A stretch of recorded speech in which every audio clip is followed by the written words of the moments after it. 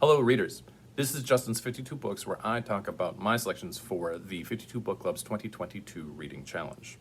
This is week 13, and I'm talking about Prompt 26, a book with an author's note. The book in question is Schild's Ladder by Greg Egan, and it was written in 2002. Now, I read a lot of nonfiction, so I guess I thought that I would end up with one of those books for this prompt. But instead, I have not only this week, but next week's prompt as well. I'm going to be doing 2 prompts this week, and then 2 prompts next week as well for the book next week.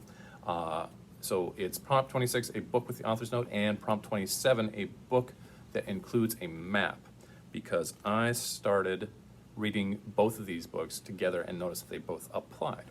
And so the name of the book is Schild's Ladder, and the premise of the book is that in the far future, there is the ability to digitally upload yourself and transmit your essence or your mind or yourself into bodies across the galaxy, and that you're only limited by the amount of time that transmission takes.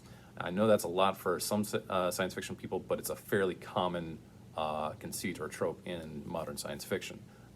The idea of the digital singularity. In this future, you have these huge physics experiments, and you have one that goes wrong and creates a growing sphere of unknown energy that they call the Novo vacuum, and that is consuming things, and it's expanding out. The book then fast forwards about 600 years to a time where another group of scientists on a ship are keeping pace with that expanding Novo vacuum, and those scientists are experimenting and debating and trying to figure out what to do with this Novo vacuum and what it is. And that's where the map for the book comes in. It's I couldn't find one online, so I'm going to put it up right here. It's inhabited space, and the planets that are grayed out are the planets that have been consumed.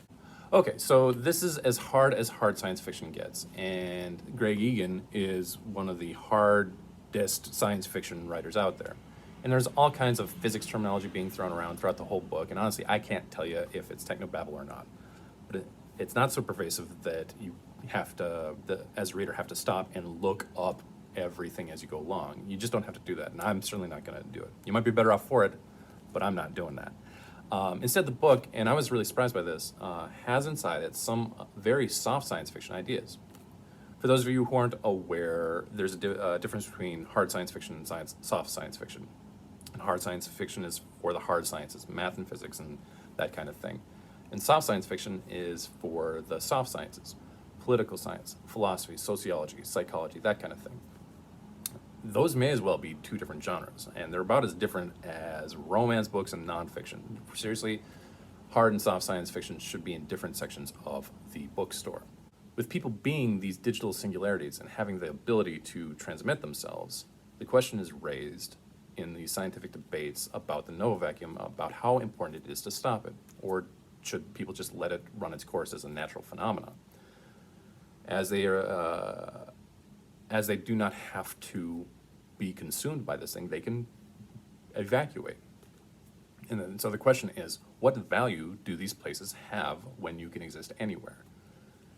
And there are like I said, there's a huge debate going on. There's different ideologies that get boiled into 2 labels in the book. They got yielders and the preservationists on each side, and each side has its moderates and its kind of militants. And I guess what I was surprised by is this kind of semi-nuanced ideological discussion showing up in this heavy-duty hard science fiction book.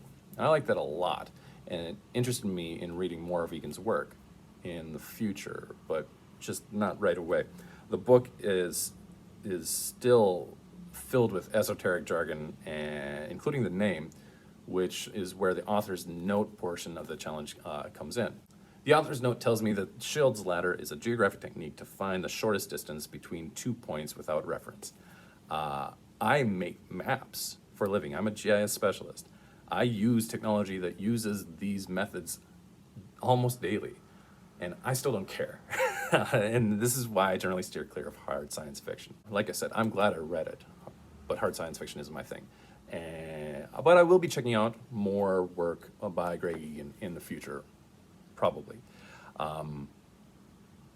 But, so why did I feel compelled to read this one? Well, kind of like Fairyland a couple weeks ago, it's one of the future classics by Glance. And Glance is a British science fiction imprint, Gollanczz.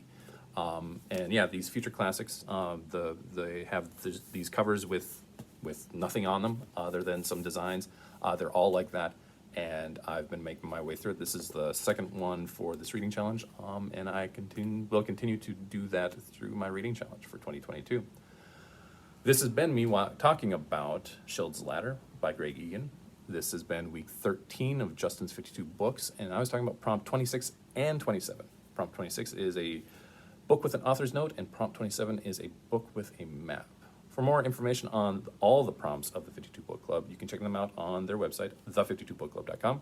You can check them out on Facebook and Goodreads. You can check me out on Goodreads and Storygraph under Justin's 52 Books. I hope to see you next week again for prompts 26 and 27, and it'll be another book with an author's note and another book with a map. And by the way, it is way, way, way different than this one. Until then, happy reading.